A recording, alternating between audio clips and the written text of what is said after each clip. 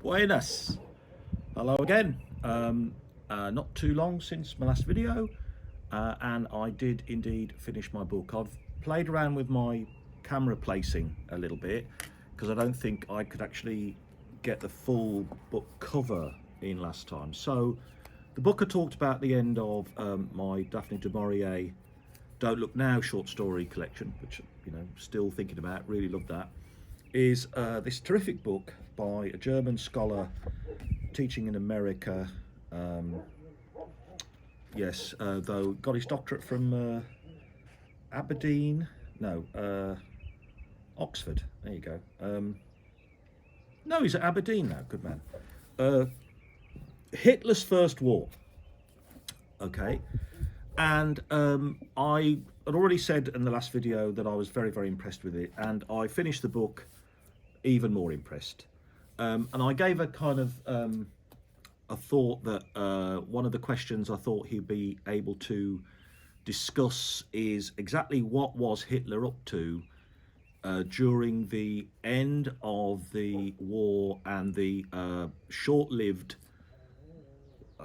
period, but one with enormous consequences. The Bavarian Soviet Republic. Well, not. Why am I putting scare quotes? It was a Soviet republic, right? It was a self-consciously Bolshevik. That's such a word that the Nazis have tainted so much, but that's what they used. Okay, it's a Soviet republic, and the evidence that Dr. Weber presents is that Hitler probably, almost certainly, not only we have some surviving, I've seen this on YouTube, surviving film of him in the funeral cortege wearing a black armband and a red armband for Kurt Eisner's funeral, who was a guy who proclaimed the Bavarian Socialist Republic.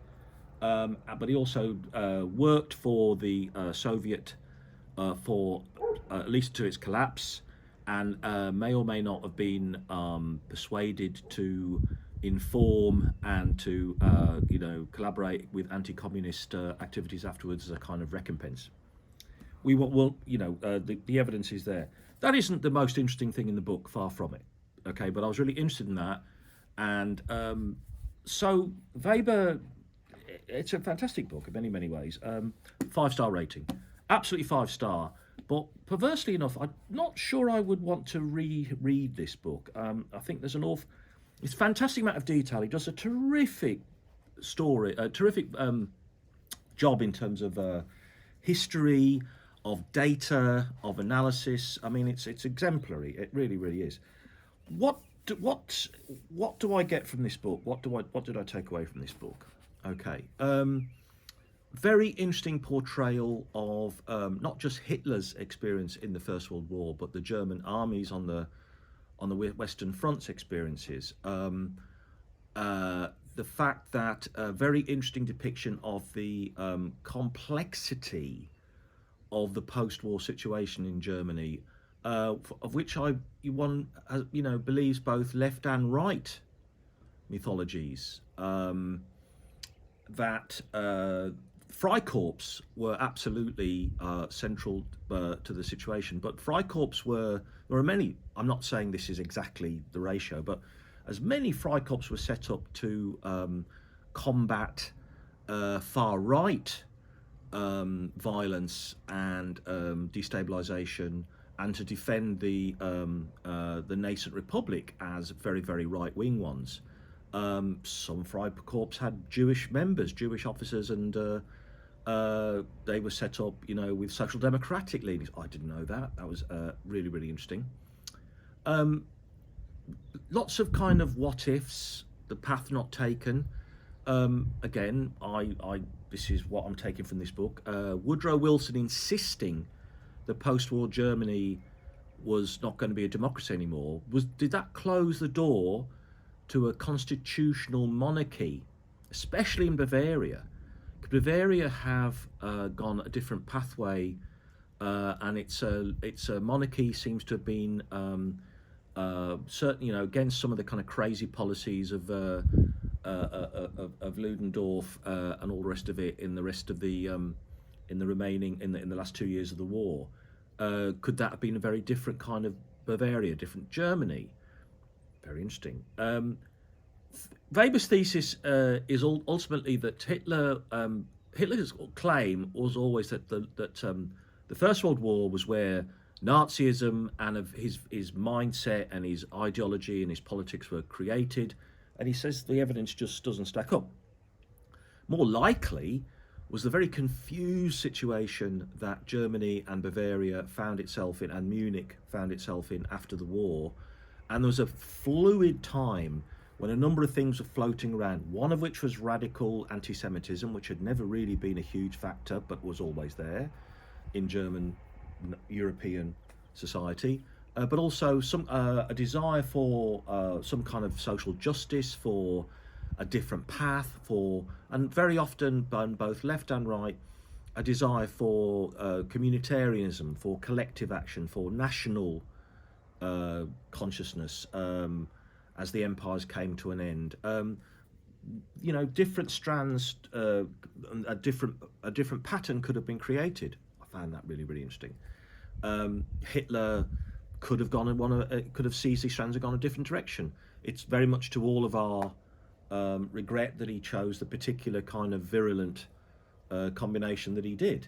But it's not a done deal, right? Also, many claims about Catholicism versus Protestantism in the book. Now, again, I'm coming across this for the first time in this kind of level of discussion, that ultimately I think Weber would say, on the whole, Catholics and the Catholic peasantry and the Catholic working class, to the extent there was a working class in Bavaria, tended to be much more pro-democratic, much more pro-Weimar, much more pro that end of politics than they were Nazism, that Nazism tended to be more supported by Protestants, middle-class Protestants, I guess the self-made man type thing. And that he presents evidence of that continued during the war.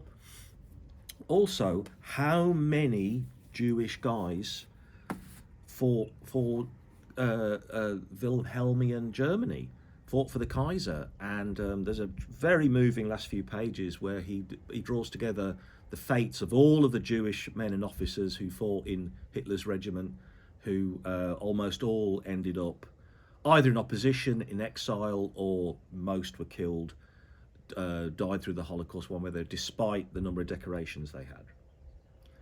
Another really interesting thing was, did Hitler ever fire his weapon against a French soldier or a British soldier or a Canadian soldier or an Indian soldier? He, as Dominion troops, which I think is quite a nice way of summarising that. Evidence overwhelmingly not. He also was not. He was very, very. Was he ever in a trench? Maybe a couple of times, but his war duty was to be a regimental dispatch messenger rider type guy, runner. So he would have been running from main HQ way back from the lines to near the front, not at the front. Why did he get the Iron Cross first class? A lot of the evidence suggests that guys who were,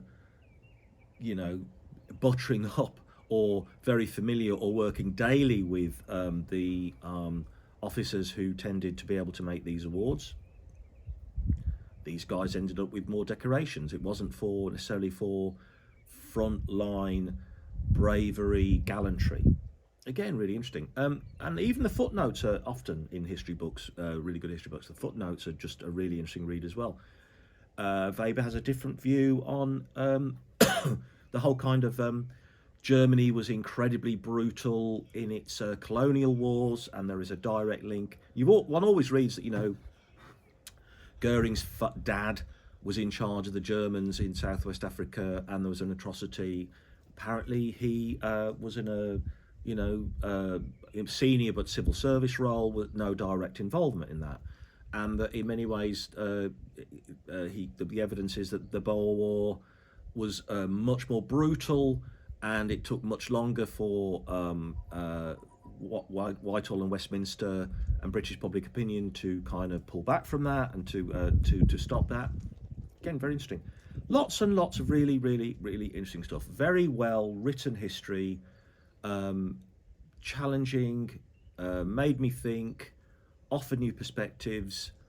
And finally, I think if there's any point, you might be kind of thinking, well, I don't care about Hitler. I don't care about the war. I mean, for God's sake, the First World War ended in 1918. Okay, right. Times marched on, right? But the point he makes, I think, a fair few times is this is really a story about democracy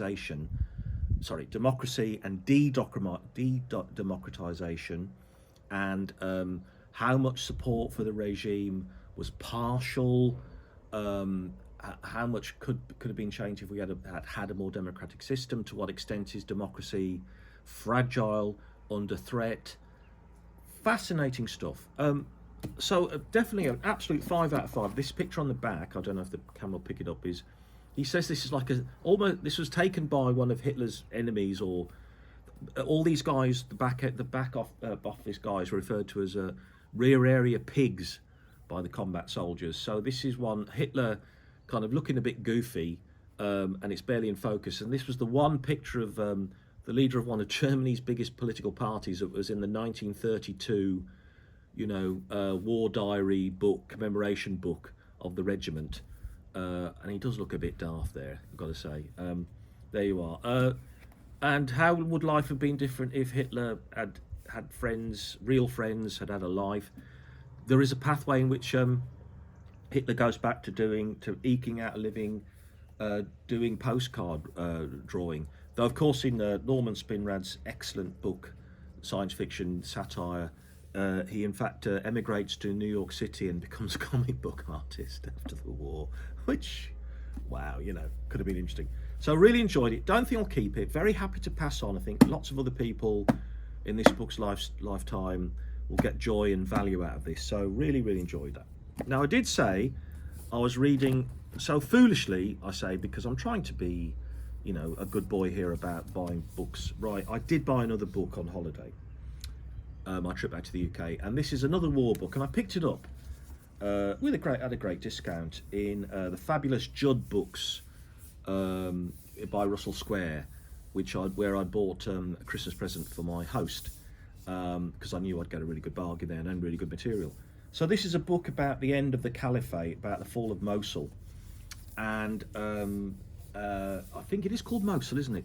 The fantastic war movie, relentless, like Black Hawk Down on steroids, Warfield Mosel, which was based on a New York Times article, reportage about an incredible group of guys who were in the Mosul SWAT.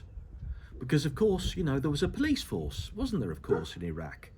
And there was a SWAT, and these guys were tasked with taking down the heavy-duty criminals, as such as they were, that would have existed in Saddam's time. And these guys had ended up fighting this kind of relentless war against ISIS, and it's an amazing film, and I'll include a link in the notes here. But this book it's from an American reporter, and it's about the end of IS in Mosul. And it is very well written, and it's not the most cheerful book you're ever going to read, but it is very well written about that time, and also he talks interestingly about the politics and the propaganda and the effectiveness of IS as an organisation, as a recruitment tool. In no way